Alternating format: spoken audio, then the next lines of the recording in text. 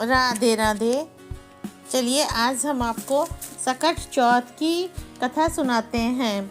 सकट चौथ की कई कथाएं हैं, उसमें से एक पहली कथा यह है कि एक बार माता पार्वती ने अपने मैल से एक बालक का निर्माण किया जिसका नाम विनायक रख दिया। उस बालक को द्वार पर खड़ा करके माता पार्वती स्नान करने चली गईं। जब भगवान शिव वहां आए तो बालक विनायक ने उन्हें अंदर जाने से रोक दिया। तब क्रोध में आकर शिव जी ने उस बालक का शीश धड़ से अलग कर दिया।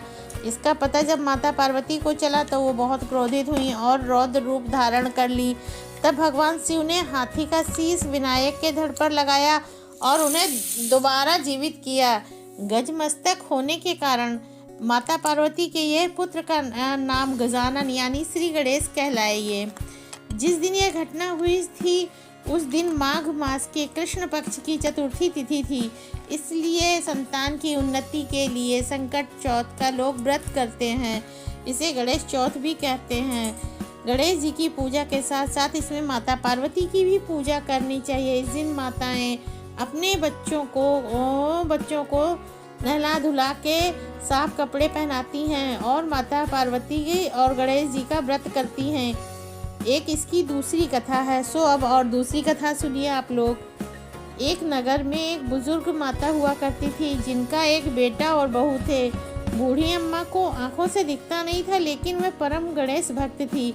एक बार उनकी भक्ति से प्रसन्न होकर बूढ़ी अम्मा को गणेश जी ने निदान दिए और वर मांगने को कहा कि हालांकि बूढ़ी अम्मा को गणेश जी दिखाई तो नहीं दिए, लेकिन वह उनकी उपस्थिति महसूस कर पा रही थी। गणेश जी ने बूढ़ी अम्मा से वरदान मांगने को कहा। तब बूढ़ी अम्मा ने गणेश जी से वरदान में सिर्फ और सिर्फ अपनी भक्ति मांगी।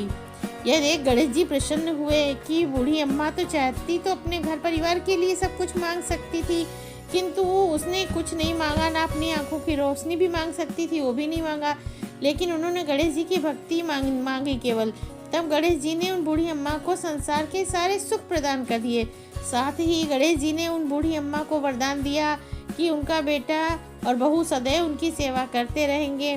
उन्हें जल्दी ही पोते पोतियों का सुख प्राप्त होगा। इसी के बाद माघ माह के श्री कृष्ण पक्ष के चतुर्थी को संकट चौथ का व्रत रखा जाने लगा।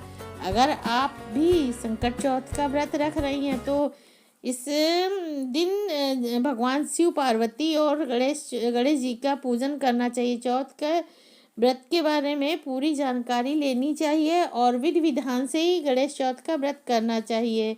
आपको ये कथा कैसी लगी आप कमेंट करके ज़रूर बताइएगा। राधे राधे।